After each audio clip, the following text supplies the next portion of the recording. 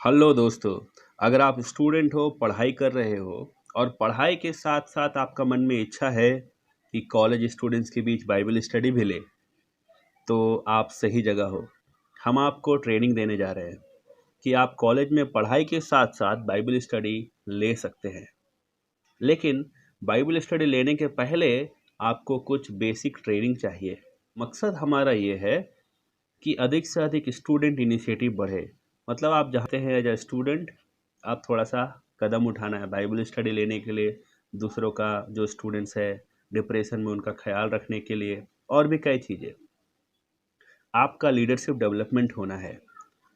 और जब ग्रेजुएशन ख़त्म हो जाए आपका और आप इंडिया में कहीं भी रहेंगे, तो आप बाइबल स्टडी वहाँ भी ले सकते हैं, अपने घर पे या कॉलेज में हॉस्टल में जा कर के स्टूडेंट्स का बाइबल स्टडी ले सकते हैं। ओके, सो इसके लिए बेसिक एलिजिबिलिटी क्या है?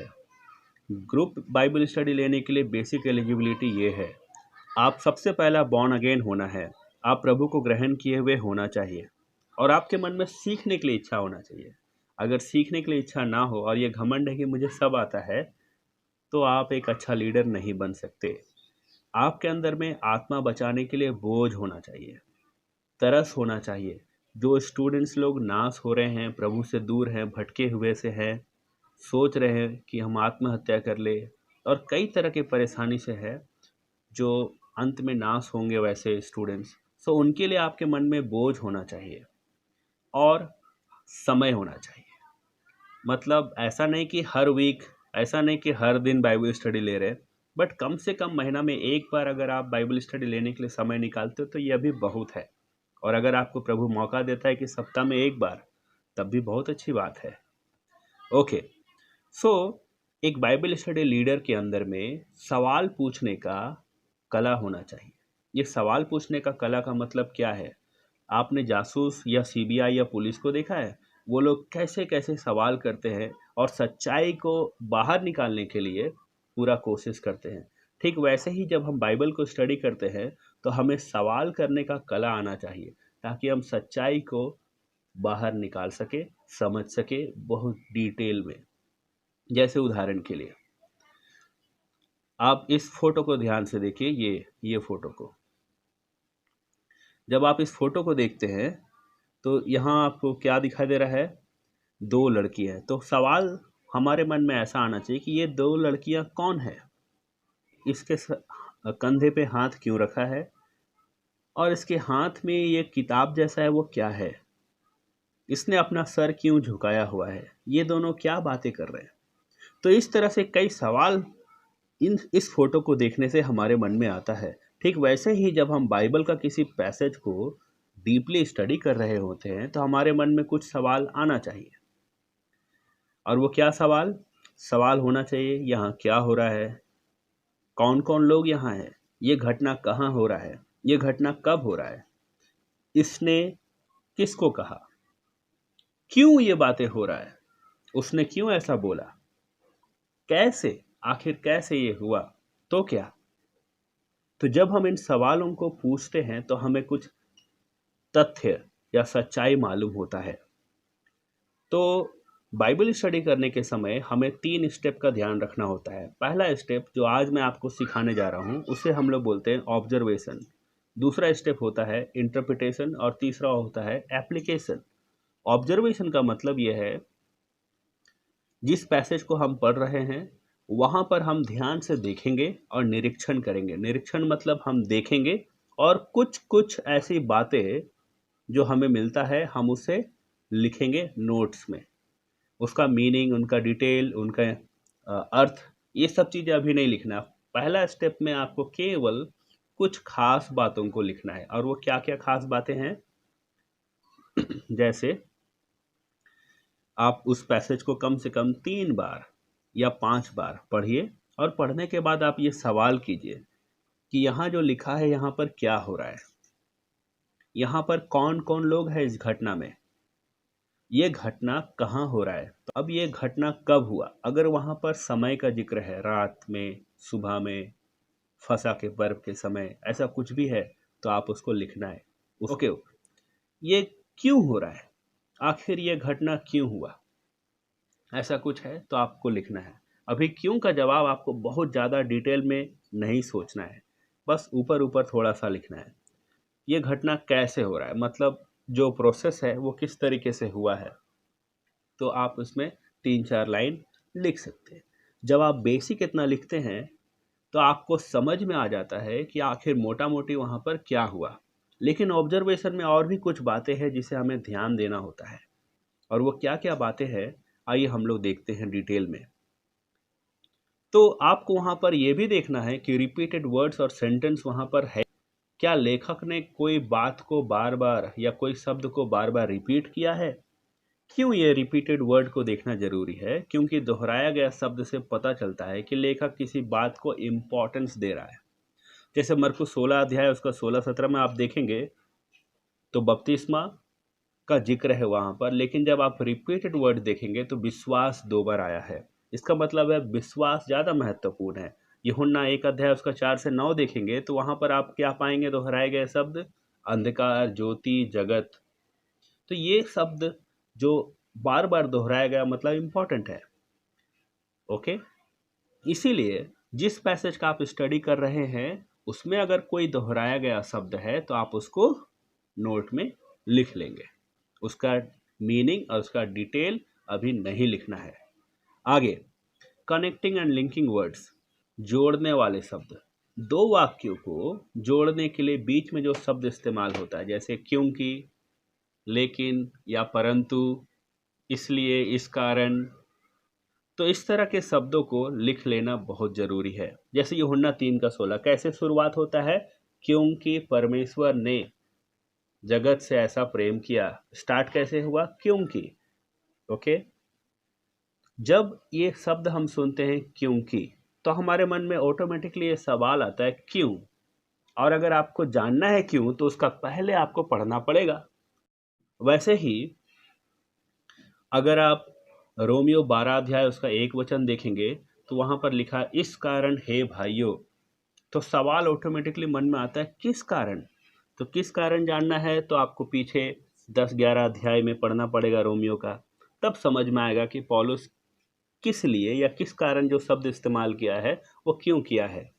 तो इसीलिए कनेक्टिंग एंड लिंकिंग वर्ड्स बहुत ज़रूरी है। Okay, comparison and contrast words, तुलना और विरोधाभास शब्द।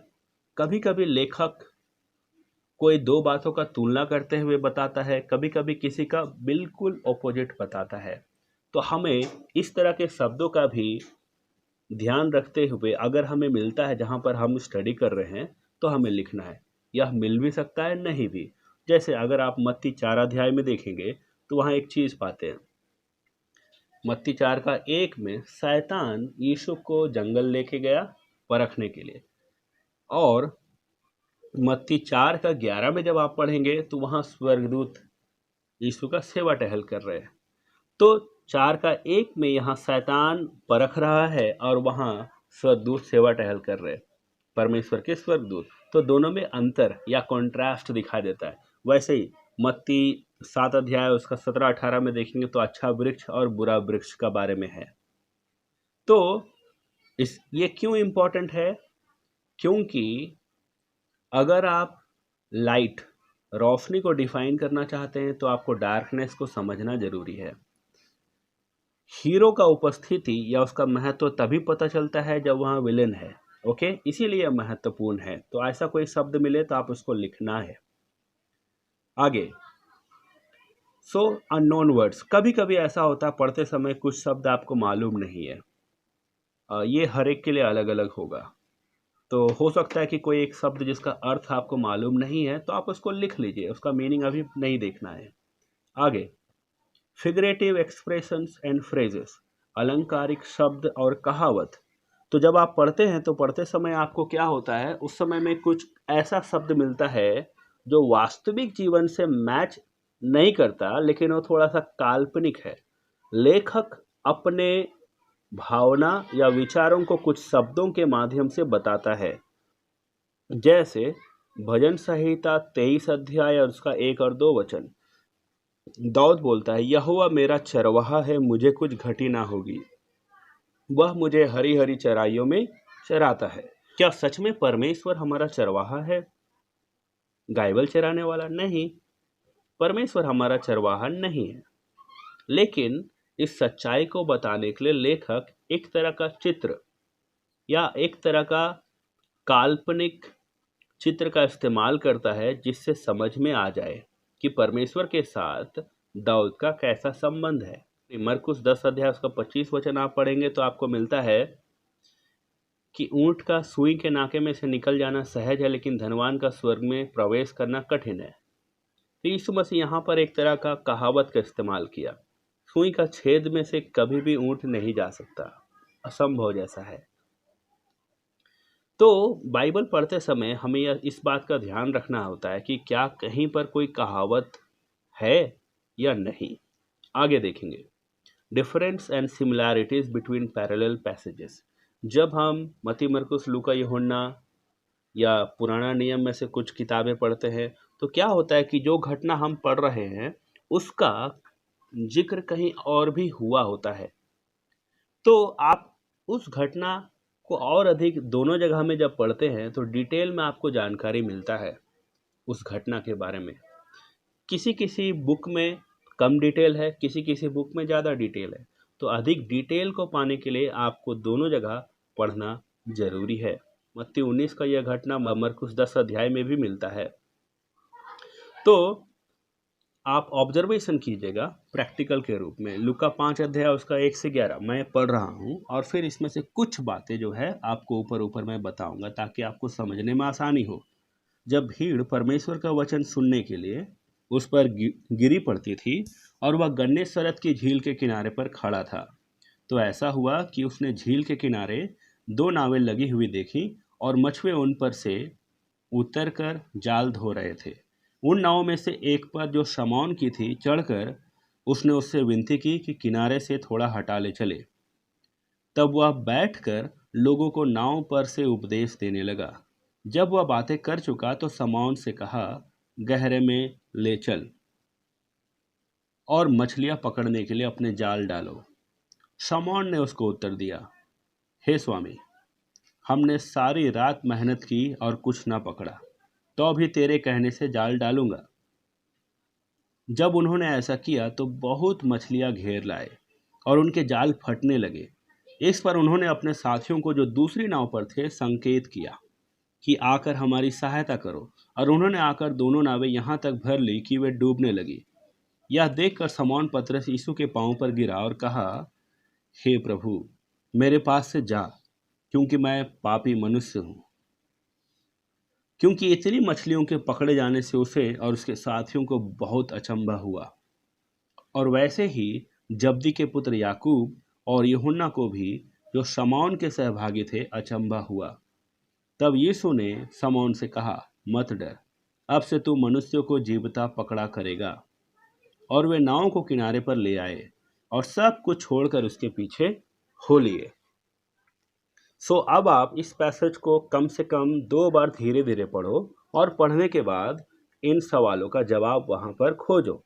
जो आपको मिले आप उसे नोट बनाओ। कभी कभी इनमें से कुछ सवाल का जवाब आपको हो सकता है कि ना मिले। अगर ना मिले तब भी कोई बात नहीं, पर जो मिले उसे लिखना है। तो हम लोग क्या पूछ सकते हैं यहाँ पर क्या हो रहा है?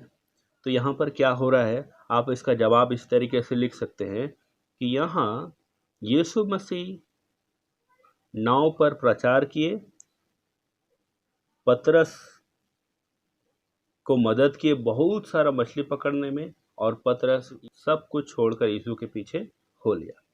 ये अब यहाँ कौन कौन लोग हैं? तो यहाँ पर भीड़ है, यीशु मसीह है, शमौन है, जब्दी के पुत्र याकूब है, यूहन्ना है, और कई सहभागी भी है।